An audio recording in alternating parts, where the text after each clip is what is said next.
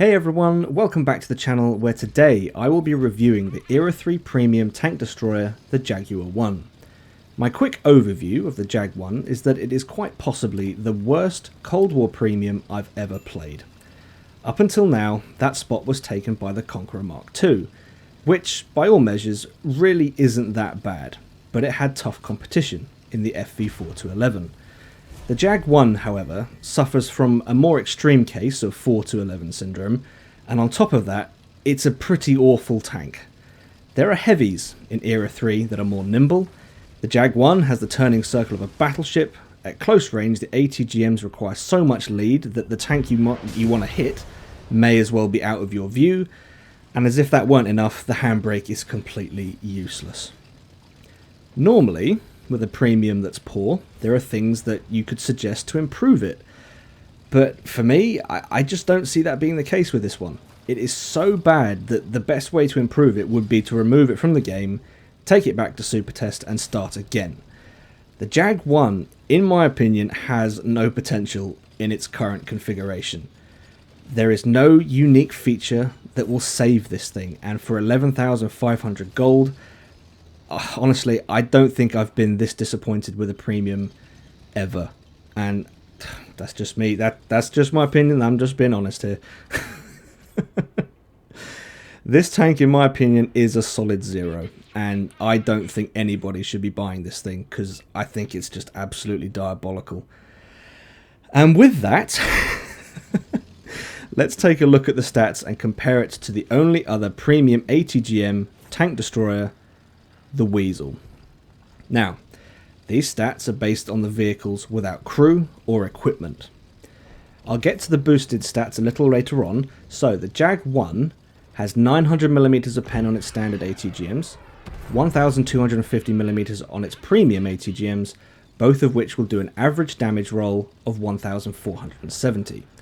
The Wiesel has 800mm of pen on its standard ATGMs and 1000mm of pen on its premium ATGMs. The standard will do 1300 damage and the premium will do 1430. So from this perspective, the Jag 1 is better. But we need to continue. The Jag 1 has 2900 hit points, the Wiesel has 2700. The Jag 1 unboosted, its top speed unboosted is 70 km an hour, while the Wiesel is 80 km an hour. The Jag 1 has 590 meters of view range and 266 meters of concealment, while the Wiesel has 590 meters of view range and 268 meters of still concealment. When we look at these vehicles like this, it doesn't look too bad. The Jag 1 has higher pen, higher alpha, more hit points, it's slower, has the same view range, and has better still concealment. But this is a perfect example of not judging a tank by its stats. The power to weight ratio of the Wiesel is 31.73. The Jag 1 is only 19.61. This explains why it is so sluggish. And a side note to mention here is that one unique feature of the Jag is that it has the same reverse speed as it does forward speed. But, I mean, even with that going for it, I still don't think this is a decent vehicle. The Wiesel's ATGMs travel at 329 meters per second, the Jag 1's ATGMs travel at 240 meters per second. This explains why it is tough to hit anything, and, and it gets worse. In my opinion, it gets worse. When you apply the same crew and equipment to both tanks, the top speed of the Jag 1 goes up to 80, the Wiesel goes up to 92, the still concealment of the Jag goes down to 55, while the Wiesel's goes down to 35 meters. This right here, in my opinion, explains why the Jag 1 is useless. This tank suffers from an extreme case of 4-11 syndrome. Maybe, just maybe, it would be a good tank, but the Wiesel exists, and this is the same thing that happened in Era 2. You know, tanks would be released, and it's like, yeah, it's not bad, but it's not a 4-11. Again, we have an ATGM only tank destroyer, and you know, yeah, on its own, yeah, maybe it could be good, maybe. But the Wiesel exists. The Wiesel is already in the game.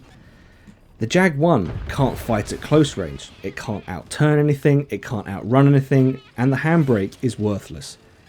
And it's bigger, so it's an easier target to hit. Its best chance is to fight at range, but it can't really do that either because the ATGMs are so slow that by the time the ATGM arrives at the target, you know, the game's ended. It's ridiculously slow. And again, it's an easy target to hit because it's a regular sized vehicle.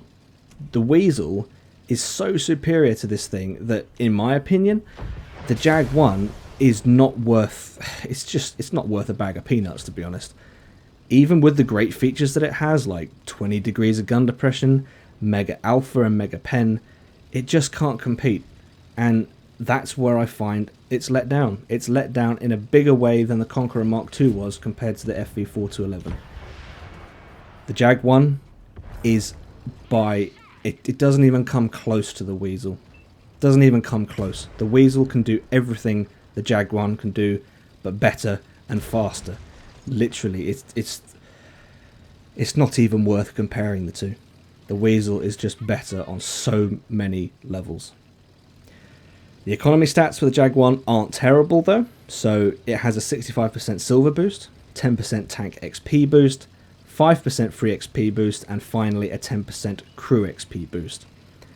These stats though are basically identical to the Wiesel. And so if you want an ATGM only Era 3 tank destroyer, wait for the Wiesel to come back on sale, because the Jag-1 really it's awful when compared to the Wiesel. It really is awful.